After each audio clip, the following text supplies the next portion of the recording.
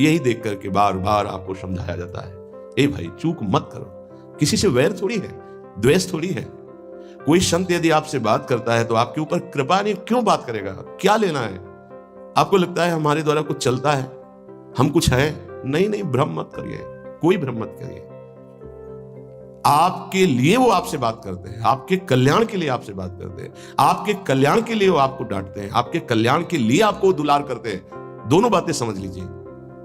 जो लाडली लाल में चित्त लगाए हुए हैं उनको कहीं किसी सुख की आकांक्षा नहीं। सच्चाई से समझ लीजिए, अगर वो सुख का कहीं खेल खेलते तुम्हें नजर आ रहे हैं, वो तुम्हारे लिए। तुम्हें दुलार कर रहे हैं, निकल चलो। तुम्हें डांट रहे हैं, निकल चलो। तुम्हें प्यार कर रहे हैं, निकल चलो। तुम्हारे मन को अपने प्यार में फांस करके श्री जी के चरणों में समर्पित कर देना, यही कार्य है। ये सब संतों का यही कार्य है। तुम्हारे संसार के प्यार में फैले हुए मन को समेटकर अपनी वाणी, अपने प्यार के बल से उसे प्रियालाल के चरणों में समर्पित कर देना। पर आपके अंदर ये चाह हो जाएगी, तभी आप उस प्यार को समेटने में सहयोग दे पाएंगे। मुझे अब इस ब्रह्मा की रची हुई माया से मुक्त होना है। पर आप तो इन खिलौनों में राजी हैं, और जब इन खिलौनों से मन को हटाने की बात कही जाती है तो आपको बुरा लगता है। आपसे जिसे कहा जाता है कि अब आप ऐसे रहिए, मनो चिन्हारो नाय, तो आपको लगता है कि हमारे संबंधों में ये प्रहार कर रहे हैं। तुम्हारे संबंध जितने हैं, इनका प्रहार पहले हो चुका है काल के द्वारा, तुम इनको नहीं रोक पाओगे। काल पहले ही काट चुका है सारे संबंध। बस तुम संबंध का राग लेकर के यहां से जाओगे, दुर्गति हो जाएगी। और संबंध को प्रियालाल के चरणों में समर्पित करके जाओगे तो सदगति हो जाएगी, अनुराग हो जाएगा। जो आसक्ति संसार के संबंधों में है, वही आसक्ति जब संत महापुरुषों से हो जाती है तो मोक्ष का खुला हुआ द्वार ये भगवान कपिल देव जी कहते हैं। आप अपना अधिकार अपने में मत रखिए, गुरुजनों को दे दीजिए। अब हमारे जीवन की बागडोर आपके हाथ में है, आप जिस दिशा में चाहें ले चलें। हमारा केवल आपकी आज्ञा पालन करना कर्तव्य। तो कह रहे कदापि चिन्ह चिन्मयादुपरि चेत स्पृहा रोहिणी। यदि तुम्हें इस चेतन अचेतन जगत से मुक्त होने की इच्छा जागृत हो गई है तो पहला, स्नेह का संबंध किसी से मत रखिए। स्नेह का संबंध केवल प्रियालाल से रखिए। वही स्नेह जो माता में, जो पिता में, जो भाई में, जो बंधु में, पत्नी में, पुत्र में, वही स्नेह प्रियालाल को चाहिए। आप और सब कुछ दो, भगवत प्राप्ति नहीं होगी। ये स्नेह दे दो तो भगवत प्राप्ति पक्की हो जाएगी। सबसे स्नेह करो श्यामा श्याम के संबंध से। हमारा स्नेह का संबंध श्यामा श्याम से, श्यामा श्याम के संबंध से स्नेह कोई फर्क नहीं पड़ेगा। पर आपको अभी ये कला नहीं आती है। आप जब तक एक बार समस्त संबंधों के स्नेह को बटोर कर प्रियालाल के चरणों में समर्पित नहीं कर देते, तब तक आपको लगेगा, वाणी से बोलोगे कि सब भगवत भाव से ही, लेकिन पूरा राग यही है, ये हमारे अमुक है, हमारे अमुक है। इसलिए इस रहस्य को समझो, पहले हटो। फिर जब वो राग अनुराग में बदल जाता है तो फिर पूरे विश्व से प्यार करो, कोई फर्क नहीं पड़ेगा। सब जीवन सुख प्रीति रीति निवाहत आपनी, क्योंकि रीति जानता है हमारी रीति श्यामा श्याम के संबंध से ही सबको मानना। एकांत की रति विधान करो, शब्दों को समझिए। एकांत की रति विधान करो, अर्थात हमारे हृदय देश में केवल इष्ट और गुरुदेव के सिवा किसी से प्रीति नहीं। और बहुत इस बात से हम कमजोर हैं। कहीं ना कहीं हम अपनी प्रीति, हमारा दोस्त है, हमारा मित्र है, हमारा रिश्ता है, हमारा संबंध है, तो श्री जी करुणा करके आपको लाई अपने संबंध पुष्ट करने के लिए। फिर भी आप अज्ञानवश उन्हीं संबंधों को पुष्ट करते हैं जिससे आपकी दुर्गति हो जाए। जो आपके, अरे एक हिरण के बच्चा के संबंध ने एक जन्म नष्ट कर दिया, फिर और किसकी बात करें। इसलिए एकांत की रति विधान करो। एकांत की आपकी रति हो चुकी है, इसका परिचय। आपके सामने भारी विपत्ति आई, मन केवल श्री जी में, भारी संपत्ति सुख संपदा केवल श्री जी में मन, यह है एकांत की रति। अब उसको कोई विचलित नहीं कर सकता। जहां विषयी जन रहते हैं, विषयी जन संभाषण करते हैं, उस स्थान में, उस भीड़ में, उन लोगों के बीच में अरुचि हो जाना। रतिम मदन मोहने विदधताम तदेकांतिकीम। एकांत की भक्ति, विरति, जन समुदाय, प्रपंच भाषण करने वाले, इनसे संबंध नहीं। ना संतु जनतापने प्रतिवसंतु वृंदावने। जनता अर्थात केवल विषय प्रपंच की वार्ता करने वाले। तापने, हृदय में ताप पैदा हो उनके संग नहीं, मुझे संग नहीं। कोई भी हो, प्रिया प्रीतम से तुम्हें मतलब नहीं, उनकी चर्चा से मतलब नहीं, उनके संबंध से मतलब नहीं, तो हमारा आपसे क्या संबंध। देखो, जगत के संबंध प्रियता दिखा करके भोग सामग्री दे सकते हैं, धन दे सकते हैं, व्यवस्था दे सकते हैं, पर प्रियालाल की प्रीति नहीं। पूज्य श्री रघुनाथ दास गोस्वामी जी जब अपने गृह का त्याग करके महाप्रभु चैतन्य देव की शरण में गए तो 2-3 दिन जो महाप्रभु को भिक्षा आती थी उसी से महाप्रभु दे देते। उनको लगा कि नहीं, जीवन जब महाप्रभु को समर्पित है तो हमको जीने का ढंग सीखना चाहिए, कैसे हम विरक्त होकर के जिए। इतने में घर से भेजे हुए बहुत से सेवक, रुपया, सामग्री, रसोईया सब आ गया, क्योंकि बहुत बड़े धनी थे उनके पिताजी और पिता के भाई दोनों के बीच में एक लाड़िले पुत्र थे पूज्य श्री रघुनाथ दास गोस्वामी, जिनकी समाधि राधा कुंड में विराजमान है। अब सुंदर सुंदर पकवान, भोग सामग्री घर के भेजे हुए रसोइये सब बनाते, प्रभु को भोग लगता महाप्रभु चैतन्य देव को। और फिर विचार किया, क्या ये माता पिता के द्वारा दी हुई सुविधा वैराग्य में कलंक नहीं है? मेरा जीवन प्रभु के लिए, क्या मैं प्रभु आश्रित नहीं जी सकता? जब विरक्त हो गया तो माता पिता के द्वारा दी हुई भोग सामग्री से जीना निषेध है। प्रवृत्ति और निवृत्ति 2 मार्ग है। प्रवृत्ति मार्ग में स्वयं अधिकार हो जाता है पुत्र और पुत्री का माता पिता की संपत्ति पर, निवृत्ति मार्ग में नहीं, स्वीकृत नहीं है। निवृत्ति मार्ग में स्वीकृत नहीं। जिसने इस स्वीकृति को स्वीकार किया वो कच्चा ही बना रहता है पूरे जीवन, पक्का वो कच्चा बना रहता है। ये दृढ़ बात समझ लीजिए। आज तक इतिहास है विरक्तों का। निवृत्ति मार्ग पर अगर वैराग्य ले लिया तो माता पिता के द्वारा उसका भरण पोषण कभी नहीं हुआ। आप पढ़ करके देख लीजिए, चाहे कोई भी हो, किसी भी मार्ग का हो। जब रत्नावती जी ने, उनके लिए चिट्ठी आई, पुत्र ने भेजा कि पिता ने सभा में मुंडी का पुत्र कह के कहा, मतलब सन्यासिनी का पुत्र कह के, माता हमारी इस नाम की रक्षा करना। ये हुई चिट्ठी पढ़ी तो महल छोड़ दिया उसी समय और नाई को बुलवाया, अपने जो राजरानी के बाल थे उतरवा दिया और संत सभा में बैठ गए। आज से कहा राज अन्न का त्याग। अब ग्राम नगर के द्वारा दी हुई भिक्षा के द्वारा भरण पोषण होगा, इस राजा के द्वारा दिए हुए नहीं। और वो पति थे माधव सिंह। जब ये बात सुनी तो उनको भयंकर क्रोध हुआ। मेरे सामने मेरी पत्नी मेरा इस तरह का अपमान, मारने का प्रयास किया, निष्फल है। अंततो गत्वा, चरणों में हाथ रख के माथा रखा है, पढ़ के चरित्र देख लेना। नहीं इनके महल में रहूंगी, नहीं इनका भोजन पाऊंगी। विरक्त होकर के माता पिता के द्वारा भरण पोषण होना एक बार एक भिक्षा के लिए तो अनुमति है। अगर विरक्त हो गया है, एक भिक्षा अगर माता पिता करा दे तो वो स्वीकृत है, इसके अलावा नहीं। आप चरित्रों को पढ़ के देख, सिद्धांत से नहीं चलोगे तो 4 दिन बाद फिर उसी में आ जाओगे। जब हम विरक्त हो गए, पूरे विश्व का भरण पोषण प्रभु करते, तो मेरा नहीं करेंगे क्या? आज अगर कोई जुड़ा है तो वैराग्य और भगवत प्राप्ति के लिए जुड़ा है। हमारा संबंध संसारिक नहीं, भागवतिक। जिस मार्ग में हम हैं उस मार्ग में। रघुनाथ दास गोस्वामी को 2-4 दिन हुए, फिर अंदर आग लग गई। नहीं, पिता के द्वारा दिए हुए वैभव को नहीं भोगना, वापस। अब कैसे जिए?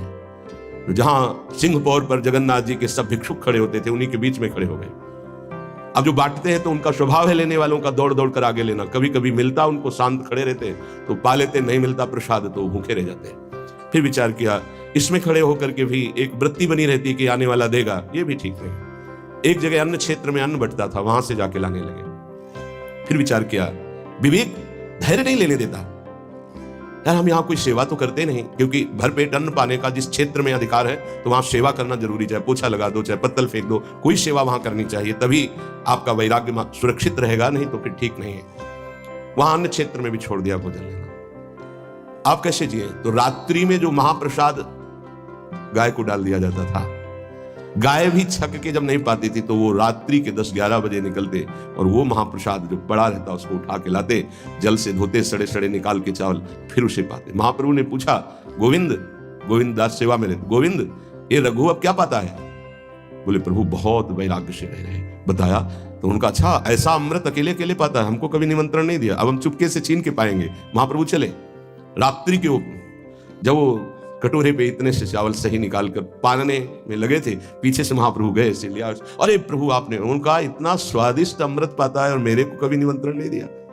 निहाल उनके लिए आया, सोवत हु रसना रटे राधा कृष्ण सुनाम। वो जब सोते थे तो उनकी जबान से राधा कृष्ण राधा कृष्ण राधा कृष्ण। ये इस मार्ग के पथिक। निवृत्ति मार्ग और प्रवृत्ति मार्ग में अंतर है, आप लोग इस बात को समझें। निवृत्ति मार्ग श्री जी के भरोसे का है, आप विश्वास कीजिए। जब इष्ट के भरोसे में है तो जिनकी पलक झपकते अनंत ब्रह्मांड रचना हो जाती है, उनके लिए कोई ये बड़ी बात हो गई क्या? ये कोई बड़ी बात है उनके लिए?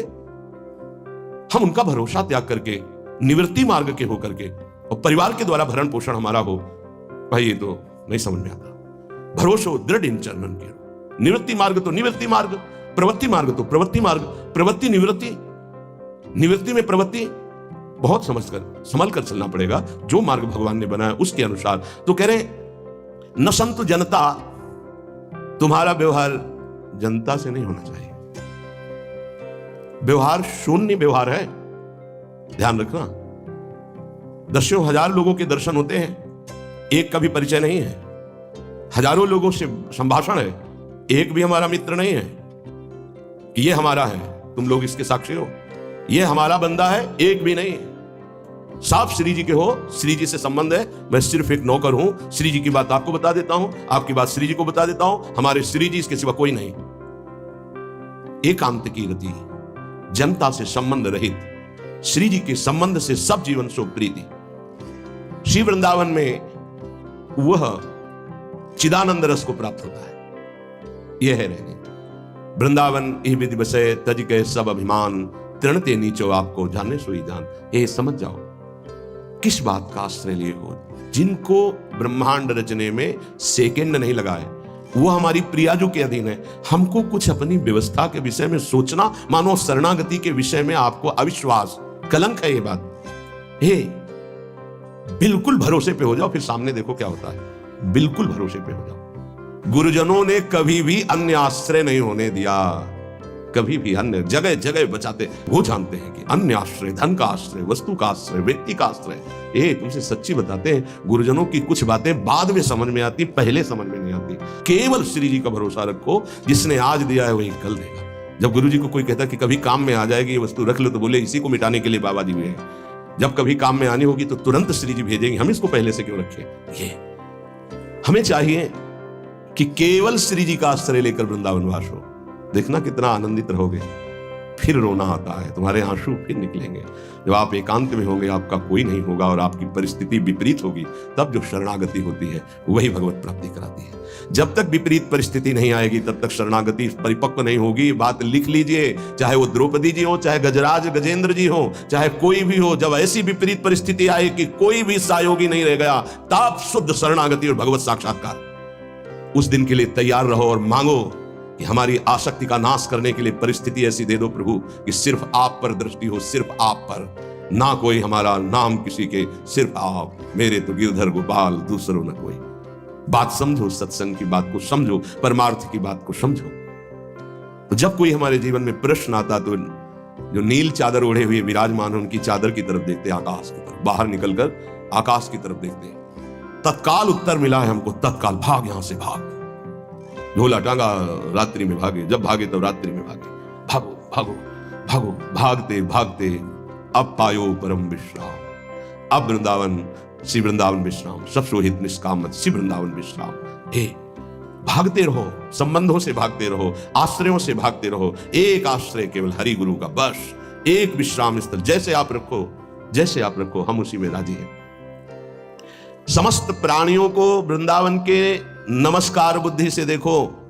देखो यहां की रहनी, वृंदावन विधि बसे, तज के सब अभिमान, तृणते नीचो आपको जाने सोई जान। तृण से नीच अपने को जो जानता है, सबको नमस्कार करेगा।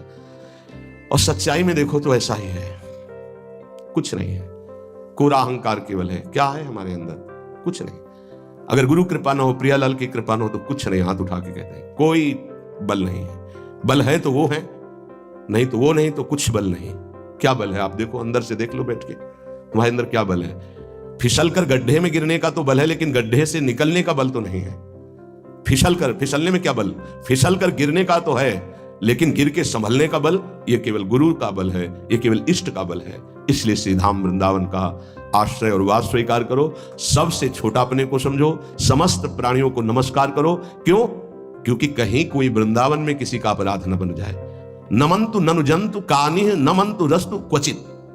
कहीं ऐसा ना हो जाए यहां किसी भी जंतु का, किसी भी जीव का, किसी भी शरीरधारी का अपराध न बन जाए। अगर वृंदावन में कोई अपराध ना बनने पावे और सबको हम नमस्कार करके रहें और श्री जी का केवल भरोसा रहे, तो आप चमत्कार देख लेंगे। अध्यात्म आपके अंदर प्रकाशित हो जाएगा। जैसे जैसे अध्यात्म प्रकाशित होता है, वैसे वैसे शांत होता चला जाता है, मन शांत होता चला जाता है, कोई वासना हृदय में नहीं रहती। पूज्यपाद श्री उड़िया बाबा जी महाराज से प्रश्न किया, पीछे वर्णन किया गया था कि बड़े बड़े महापुरुषों की ये लोग निंदा क्यों करने लगते हैं। क्यों द्वेष करने लगते हैं? वो तो किसी से द्वेष नहीं करते। जितने महापुरुष हैं उनकी निंदा हुई है, वर्तमान में जितने हैं तो आप देख लो सैकड़ों अगर नमस्कार करने वाले तो कुछ निंदक आपको मिलेंगे। ऐसा क्यों होता है? क्योंकि संत तो किसी से द्वेष नहीं करते, द्रोह तो उनके हृदय में होता नहीं, अद्वेष्टा सर्वभूतानाम। फिर ये क्यों होता है? निंदा क्यों करते हैं? तो कहते हैं भगवान की दो शक्तियां, एक है माया और एक है प्रेम भक्ति। जो प्रेम भक्ति से विमुख उनके हृदय में माया शक्ति का प्रभाव रहता है, यद्यपि उनका द्वेष भी इसी से होता है। उनकी महानता देख करके वो वहां चल तो सकते नहीं, तो उनका द्वेष बन जाता है। महानता देख करके उसमें चल नहीं पाएंगे। जैसे कहावत में आता है कि एक अंगूर को बहुत कोशिश की पाने की, जब नहीं मिले तो खट्टे हैं, प्रयास किया लेकिन नहीं मिला। तो उनका प्रयास माया जनित है, तो प्रेम या भक्ति या सद्गुण या भगवद आश्रय नहीं धारण कर पाते, तो उनको द्रोह हो जाता है संतों से। आप नरसिंह मेहता जी का चरित्र देखिए, बड़े बड़े भक्तों का, उन्हीं के गांव के लोग, उन्हीं के घर के परिवार के जनों ने ही द्रोह पैदा कर दिया। द्वेष, निंदा, मारने की चेष्टा, अपमान, ऐसे। अच्छा सोचो, उड़िया बाबा जैसे महापुरुष से क्या कभी ऐसा हो सकता है कि उनके मारने के लिए आदमी लगा दे? विचार करके देखो। पैसा देकर भेजा गया था कि सत्संग में जाके नाक काट लो। वो आदमी चुपचाप चाकू लेकर के आया और प्रणाम के बहाने तो संतों के सामने कौन रोकता? तत्काल चाकू निकाली और जे भी मारा तो हाथ पकड़ते पकड़ते चावल भर नाक में चल, मतलब थोड़ा सा ऐसे खून निकलने लगा। ऐसे बाबा ने रोका, पकड़ा और गुफा में ले गए। आज भी गुफा नीचे जो बनी हुई, बैठे और गर्म दूध चीनी डाल के मंगवाया, पिलाया और कहा धैर्य धारण करो, बिल्कुल डरो मत, तुम्हें कोई नहीं मारेगा, तुमने ऐसा क्यों किया? वो रो पड़ा संत कृपा देख के और कहा बाबा मुझे इतने 1000 रुपए देने की बात कही गई थी कि बाबा मैं गरीब आदमी हूँ, पैसे के लोभ से बुद्धि मारी गई। उन्होंने कहा बस तुम ऐसे नाक में चाकू मार देना ऐसा। बाबा ने कहा कोई बात नहीं। कहां से आए हो? बोले हाथरस के हैं। बाबा ने ये नहीं पूछा कि किसने भेजा है। चतुरता इस बात की कि सब शिष्य थे, अगर ये पता चल जाए कि किसने, तो उससे द्रोह हो जाएगा ना, बस इतना पूछा था क्यों तुमने ऐसा किया? तो बोले मुझे पैसा। ये नहीं पूछा किसने किया, क्योंकि उससे द्वेष हो जाएगा। अपने शिष्यों से कहा शपथ है हमारी, इसे डांटना भी नहीं और हाथरस की बस में सुरक्षित बैठाल करके आओ, चलो जाओ। बोलो ऐसे महापुरुष को फिर बाद में लीला, द्वेष की हद हो गई, संसार द्वेष की सूली पे चढ़ा दिया, जहर पिला दिया। मीरा जी को जहर पिला दिया, प्रहलाद जी को। क्यों ऐसा करते हैं लोग? बोले माया से आसक्त चित्त वाले जब भक्त को देखते हैं तो उनके अंदर गाली देने का मन होता है, जलन पैदा होती है। स्वभाव ऐसा स्वाभाविक है। उनके हृदय में इतना द्वेष पैदा होता है कि वो दुष्ट हृदय कैसे इनकी हानि हो, बस ये सोचते हैं कैसे इनकी। बड़ा विचित्र खेल है। इस संतों के साथ क्यों? पलटू बाबा को अयोध्या में झोपड़ी में ही आग लगा दी आसपास से। ऐसा क्यों होता है? तो बोलिए माया शक्ति कि जिसके हृदय में माया का प्रभाव, मलिन हृदय होता है, वो संतों से स्वाभाविक द्वेष करते हैं, जो कि द्वेष के पात्र नहीं है। वो किसी से वो द्वेष नहीं करते। एक संत आप चरित्र उठा करके देखो, संतों से द्वेष करने वाले प्रत्येक महापुरुष के जीवन में देखा गया कि द्वेष करने वाले, और कोई तो उन्हीं के पार्षदों के रूप में द्वेष करने लगे, उन्हीं के पार्षद बनकर उनकी खिलाफत करने लगे और उन्हीं के पार्षदों के द्वारा उनको सूली पर चढ़ाया गया। बड़ा विचित्र माया का खेल है।